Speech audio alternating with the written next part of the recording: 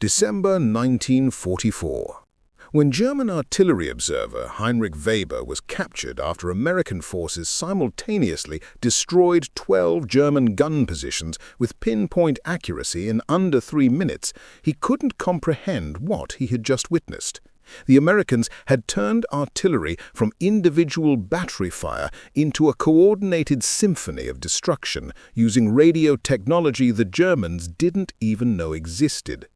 But how did a simple radio innovation give American forces such an overwhelming advantage that it left seasoned German artillery veterans questioning everything they thought they knew about modern warfare?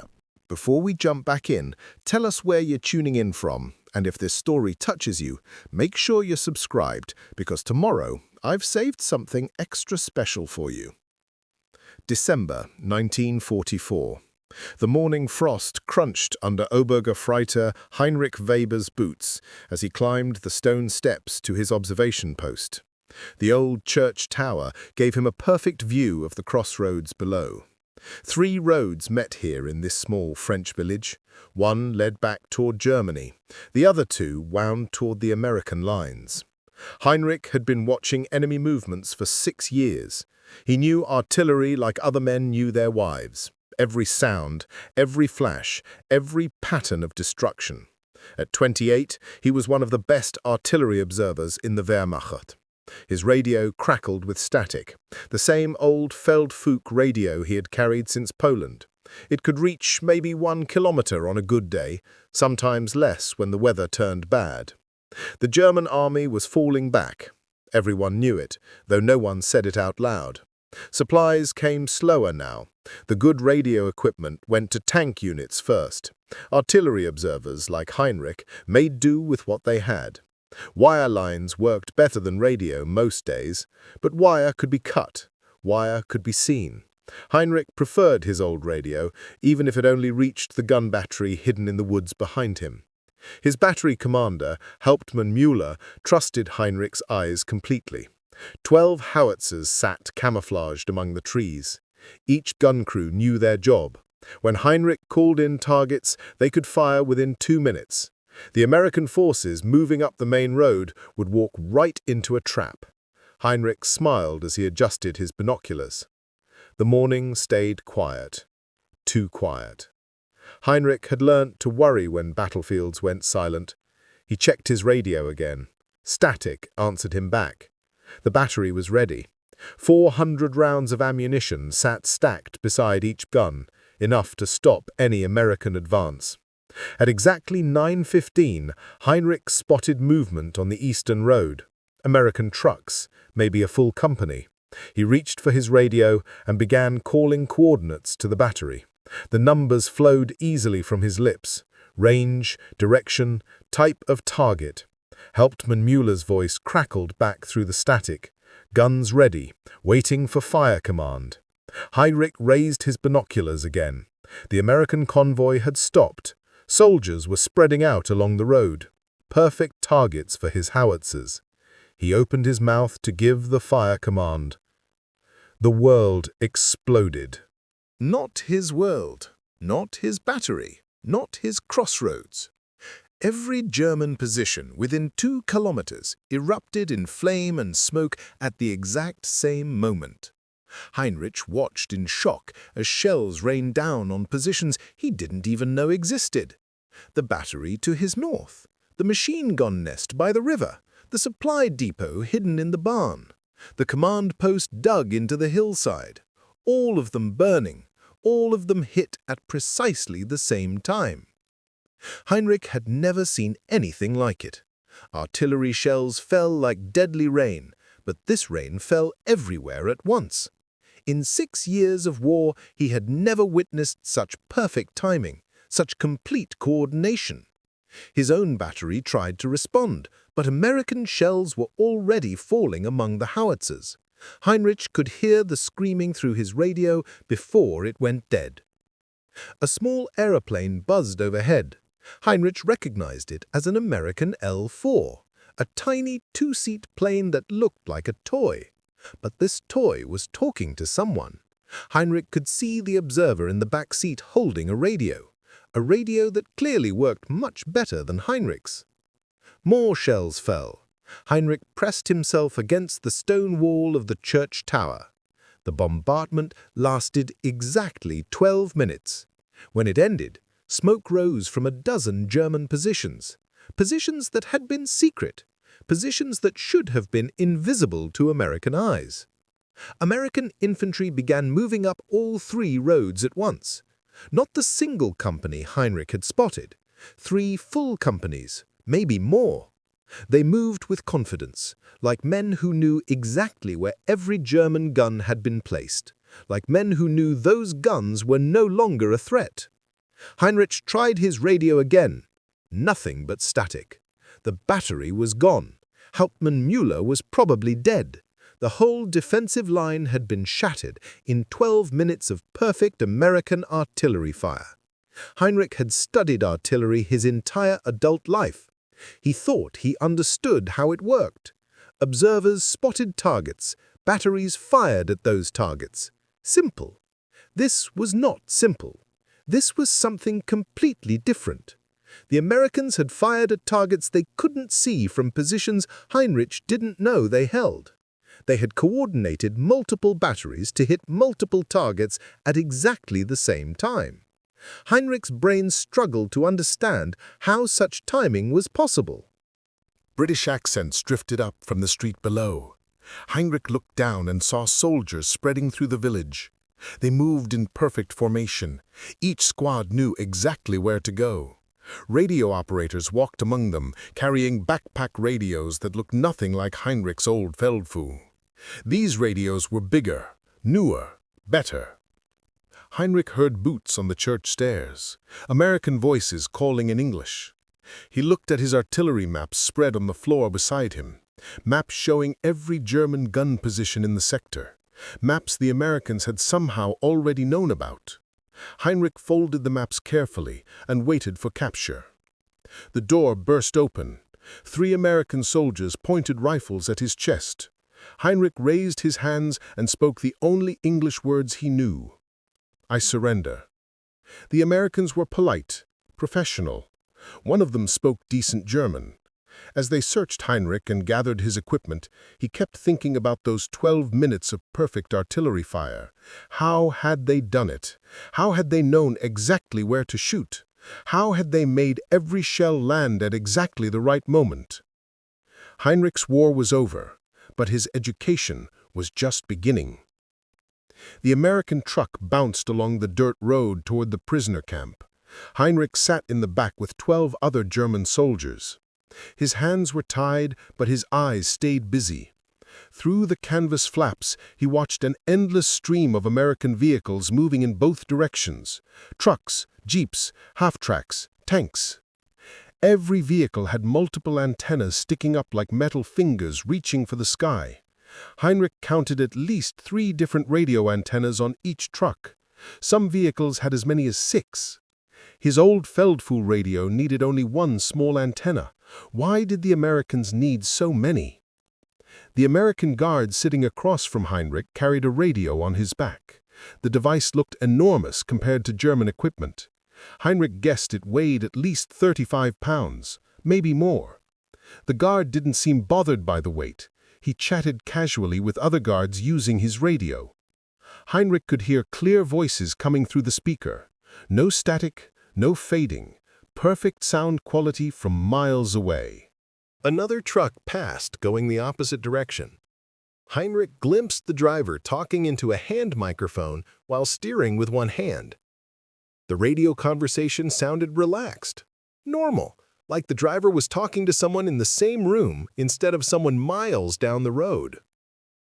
Heinrich had never seen such casual use of radio equipment. In the German army, radio time was precious. Officers guarded radio batteries like gold. Every transmission was kept short to save power. But these Americans talked on their radios like they had unlimited power, unlimited range, unlimited time. The convoy stopped at a crossroads. Heinrich watched through the truck flaps as an American officer stepped out of a jeep and began coordinating traffic. The officer spoke into his radio, and within seconds, trucks began moving in perfect formation. No confusion, no delays. Each driver seemed to know exactly where to go and when to move.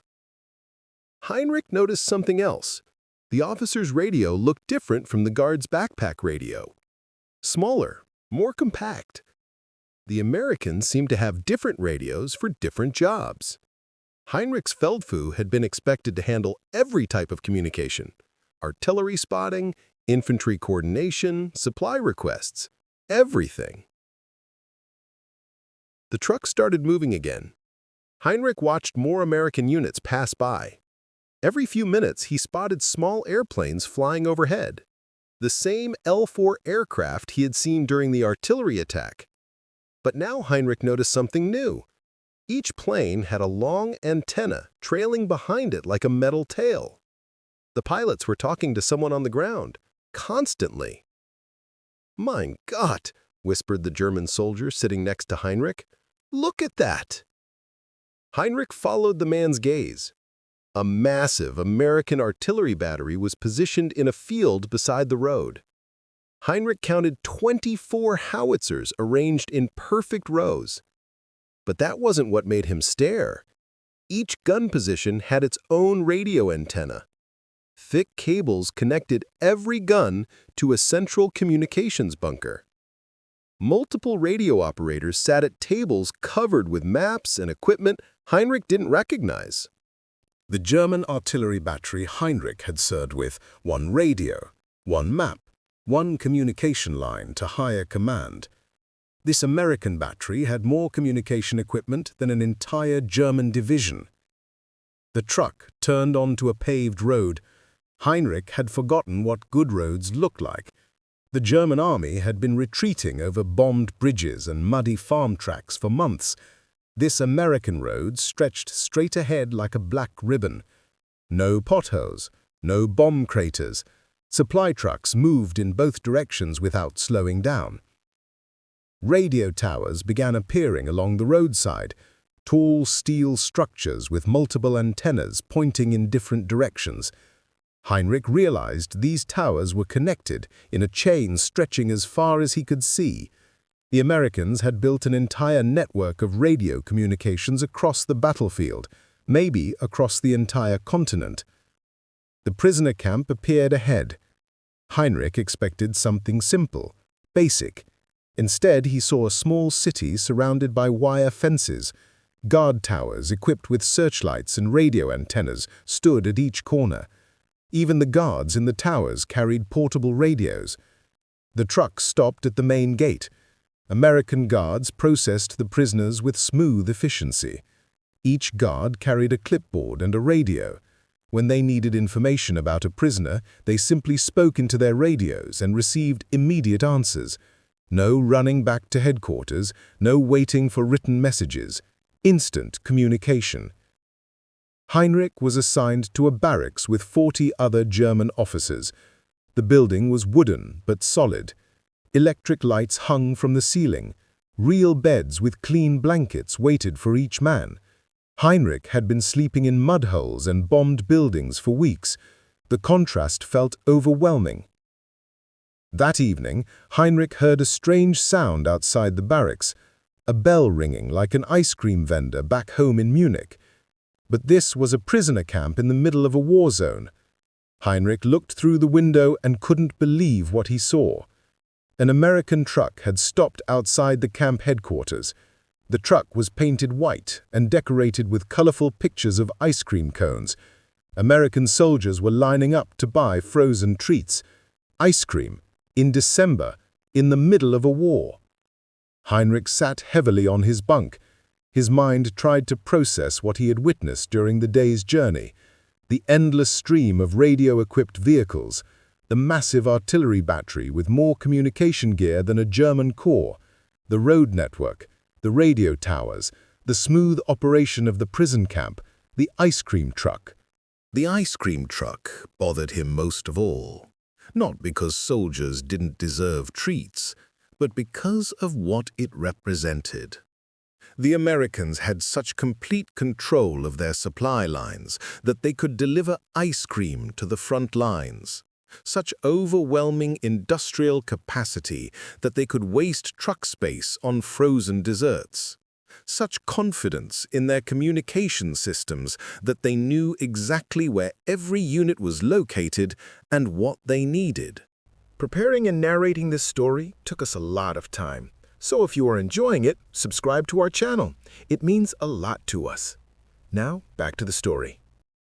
Heinrich had thought the morning's artillery attack was about superior tactics, better training, luck. Now he understood it was about something much bigger. The Americans had built an entire system of communication and supply that the German army couldn't match. Every radio, every antenna, every paved road, every ice cream truck, all part of a machine designed for victory. The German soldier in the next bunk leaned over and whispered, "Heinrich, did you see those radios today?" Heinrich nodded. "I saw them." "How do they do it? How do they make it all work together?" Heinrich stared at the ceiling and tried to find an answer. Everything he thought he knew about modern warfare was wrong. 3 weeks into his stay at the prisoner camp, Heinrich met Captain Robert Mitchell. The meeting happened by accident. Heinrich was working in the camp library sorting books for the American officers when Captain Mitchell walked in carrying a stack of technical manuals. "You're the artillery observer from the church tower? I heard about your capture." Heinrich looked up from the books. Captain Mitchell wore the crossed cannons of American artillery on his collar. He was maybe 30 years old, with kind eyes and dirty hands. The hands of a man who knew guns. "Yes, sir. I was observing from the tower." Captain Mitchell set his manuals on the table and sat down across from Heinrich. "Would you like to know what happened that morning? How did we coordinated the fire mission that destroyed your positions?" Heinrich felt his heart speed up. For 3 weeks he had wondered about those 12 minutes of perfect artillery fire. "Yes, sir. I would like to know." Captain Mitchell opened one of his manuals. The pages were filled with diagrams Heinrich had never seen before. Complex charts showing radio frequencies, maps covered with overlapping circles, mathematical formulas for calculating time and distance.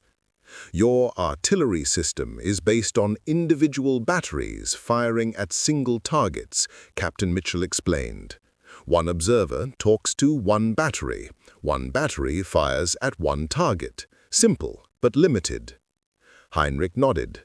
This was exactly how German artillery worked, how it had always worked. "Our system is different," Captain Mitchell continued. "We use something called fire direction centers. One center controls multiple batteries. Sometimes dozens of batteries are scattered across many miles." Heinrich studied the diagrams. "How do you coordinate so many guns?" Captain Mitchell smiled. "Radio, but not the kind of radio you're used to. We use frequency modulation instead of amplitude modulation. Much clearer signal, much longer range. We also use carrier telephony to put multiple conversations on the same radio channel." The words meant nothing to Heinrich. Frequency modulation, carrier telephony. These were concepts his German training had never covered. "Watch," Captain Mitchell said. He pulled out a small device Heinrich didn't recognize. "This calculates firing data automatically. We input the target coordinates here. The device tells us exactly how to aim every gun to hit the target at precisely the same moment." Heinrich felt something cold growing in his stomach. "Every gun hits at the same time?" "Exactly. We call it time on target, TOT. The observer spots the target. The fire direction center calculates data for every battery in range. All guns fire at different times, so their shells arrive together. Your positions were hit by shells from 6 different batteries located up to 20 miles apart." Heinrich stared at the manual pages. 20 miles. His German radio could barely reach 1 mile on a good day. How is this possible? Captain Mitchell pointed to another diagram. Radio relay stations. We have towers every few miles connected by radio waves and telephone lines. A forward observer can talk to any battery in the entire army if needed. The cold feeling in Heinrich's stomach grew worse. The airplane I saw? Our air observers carry the same radios as ground observers. They can direct fire from above while you're still looking for targets on the ground. The pilot you saw probably coordinated the entire attack. Heinrich felt his world shifting like sand under his feet. Everything he thought he knew about artillery was wrong, completely wrong. We believed German artillery was the best in the world. Captain Mitchell's expression grew serious. Your guns are excellent, your training is good, but you're fighting with methods from the last war, while we're using methods from the next war. That night, Heinrich lay on his bunk staring at the ceiling. He had requested paper and pencil from the camp guards. Now he wrote slowly in the dim light. December 28th, 1944. Today I learned the truth about American artillery. We are not fighting superior numbers or superior courage. We are fighting superior science and organization. The Americans have turned artillery into something we never imagined possible. Heinrich paused and thought about his father, who had served artillery in the Great War. His father had taught him that artillery was about individual gun crews and individual targets, man against man, battery against battery. The Americans do not think about individual batteries, Heinrich continued writing. They think about entire systems, networks of communication that cover hundreds of miles, coordination that includes aircraft, ground observers and calculation machines working together like parts of a single weapon. Heinrich remembered the ice cream truck. Such a small thing, but now it made perfect sense. An army that could coordinate artillery fire across 20 miles could certainly coordinate ice cream delivery to front-line troops. It was all part of the same system, the same thinking. For 6 years I believed the propaganda about American soldiers, that they were soft, undisciplined, dependent on machines instead of courage. I see now that depending on machines is not a weakness when you understand how to use machines properly.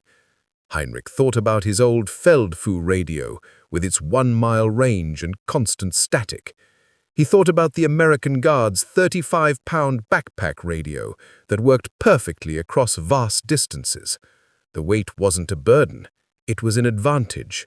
More power, more range, more capability.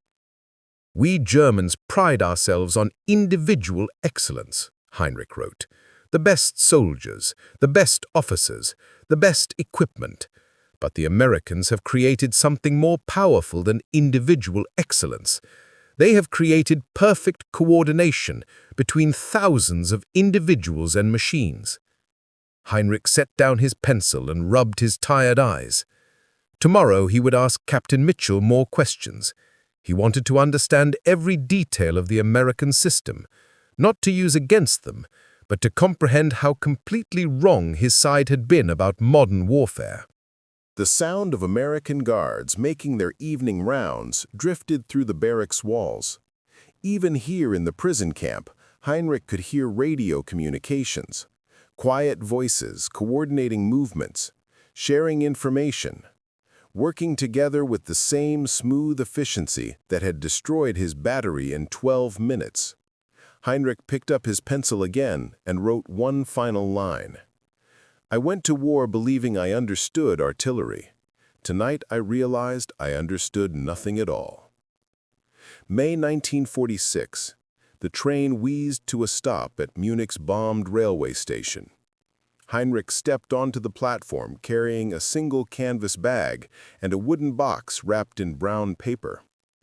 Around him, other former prisoners shuffled through the ruins of what had once been Germany's most beautiful train station. Twisted metal beams reached toward the sky like broken fingers. Rubble filled the spaces where waiting rooms and ticket offices had stood. Heinrich had been gone for 18 months. The Munich he remembered was a city of clean streets and proud buildings. Now he walked through a landscape of destruction that stretched in every direction. Entire city blocks had been reduced to piles of brick and stone. Children played in bomb craters filled with dirty water. The contrast hit him like a physical blow. In the American prison camp, he had lived in solid wooden barracks with electric lights and clean water. Here in his homeland, families lived in basement shelters and subway tunnels. The Americans had delivered ice cream to frontline troops while German civilians searched through rubble for scraps of food. Heinrich's sister Maria met him at the station. She looked 10 years older than when he had left for the war. Her dress was patched and faded. Her shoes had holes that she had tried to cover with pieces of cardboard. "Heinrich," she whispered, embracing him carefully, "you look well fed." Heinrich felt ashamed of his healthy appearance. The Americans had fed their prisoners 3 meals every day, real meals with meat and vegetables and fresh bread. Maria probably hadn't seen meat in months. They walked through the destroyed streets toward the family apartment. Heinrich carried his mysterious wooden box under one arm. Maria asked no questions about it, but Heinrich caught her curious glances. "Is the apartment still standing?" Heinrich asked. "Mostly," Maria replied. "The top floor is gone, but we still have 2 rooms, better than most families." The building stood like a broken tooth among the ruins. The upper floors had been sheared away by bombs, leaving a jagged outline against the gray sky. Heinrich climbed the cracked stairs to what remained of his family home. His mother sat by a small wood stove, mending clothes by candlelight. She looked up as Heinrich entered and began crying. Not tears of joy, but tears of exhaustion and relief. One son had finally come home. That evening, Heinrich's old artillery comrades gathered in the damaged apartment. Hauptmann Müller had survived the war, though he walked with a limp from shrapnel wounds. Sergeant Hoffman had lost his left hand to an American bomb. Corporal Schmidt seemed 20 years older, his hair completely gray. They sat around the small table sharing a bottle of weak beer Maria had traded for on the black market. Heinrich listened to their stories of retreat and defeat, the final months of desperate fighting with broken equipment and no supplies, the confusion when the radio networks finally collapsed completely. The Americans had too many tanks, Müller said bitterly, too many planes, too many bombs. Numbers won the war, not skill. Heinrich reached for his wooden box. Inside, wrapped in oiled cloth, were the papers he had brought from America. Sketches of American fire direction centers, copies of artillery manuals Captain Mitchell had given him, notes about radio coordination and frequency modulation. "It wasn't numbers," Heinrich said quietly. "Look at these." He spread the papers on the table. His comrades leaned forward, studying the diagrams by candlelight. Heinrich explained what he had learned about American artillery coordination, time-on-target fire missions, radio relay networks, automatic calculation devices. "Impossible," Müller said after Heinrich finished. "Artillery doesn't work that way. One observer, one battery, one target. That's how it's always been." "That's how we did it," Heinrich replied. "That's not how they did it." Hoffman picked up one of the sketches showing an American fire direction center. "You're saying they could coordinate dozens of batteries at once?" "I saw it happen. The morning I was captured, they hit 12 different targets at exactly the same moment using batteries spread across 20 miles. Schmidt shook his head. "Propaganda. The Americans made you believe stories to break your spirit." Heinrich felt frustration building in his chest. Even now, with Germany in ruins around them, his friends couldn't accept the truth about why they had lost. They wanted to blame numbers and resources instead of understanding that the Americans had simply fought the war more intelligently. "Look around you," Heinrich said, gesturing toward the bomb department. "Look at our city. Look at our country. The Americans didn't do this with propaganda." The conversation grew heated. Heinrich's comrades accused him of being brainwashed by his captors. Heinrich tried to explain that admitting American superiority wasn't betrayal, it was learning. The evening ended badly, with harsh words and hurt feelings. 6 months later, Heinrich found work with the new German government, helping to rebuild military communications. His knowledge of American methods made him valuable to officers planning Germany's future defense. Slowly, carefully, Heinrich began teaching younger soldiers about radio coordination and fire direction centers. One evening in 1947, Heinrich sat with his 8-year-old nephew Klaus, teaching the boy to read using an American artillery manual. Klaus traced the diagrams with his finger, asking endless questions about radios and coordination. "Uncle Heinrich," Klaus said, "why did the Americans win the war?" Heinrich thought for a long moment before answering. They won because they understood that modern war isn't about individual heroes or individual weapons. It's about making thousands of people and machines work together perfectly. Heinrich pointed to a diagram showing radio networks. Superior technology without superior organization is useless, but superior organization with superior technology is unstoppable. The Americans didn't just have better radios, they had better ways of using their radios. Klaus nodded seriously, though Heinrich doubted the boy understood completely. Years passed. Heinrich helped train the new German army in modern communication methods. He married and had children of his own. He taught them the same lesson he had taught Klaus, that winning requires more than just good equipment. It requires the wisdom to coordinate that equipment with the precision of a conductor leading an orchestra. Heinrich never forgot the morning his world collapsed in 12 minutes of perfect American artillery fire. But he also never forgot Captain Mitchell's kindness in explaining why it happened. The Americans had turned artillery into a symphony, while the Germans were still playing solo instruments. In his final years, Heinrich would tell anyone who would listen that the most important lesson of the war wasn't about courage or sacrifice. It was about the power of organization and communication. Individual excellence meant nothing without perfect coordination between individuals. "I went to war believing German artillery was supreme," Heinrich would say. "I returned knowing that winning wars requires more than just good guns. It requires the ability to coordinate them with the precision that comes from understanding how all the pieces fit together." Up next, you've got 2 more standout stories right on your screen. If this one hits the mark, you won't want to pass these up. Just click and check them out. And don't forget to subscribe and turn on the notification bell so you don't miss any upload from us.